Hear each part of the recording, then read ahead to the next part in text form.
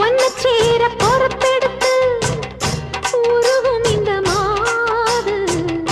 தெற்கு திச தென்றலிடும் தினமும் விடும் தூது அம்மன் கோயில் சில எழுது அசஞ்சி வரும்போது உள் மனசு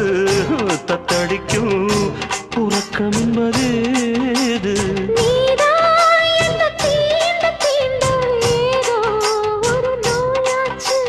நான் தான்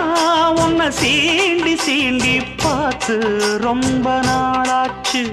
கொஞ்சம் இடம் கொடுத்த பச்சை கொடி பிடிச்சா எத்தனையோ வித்தைகளை இப்பவே நீ காட்டிடுவே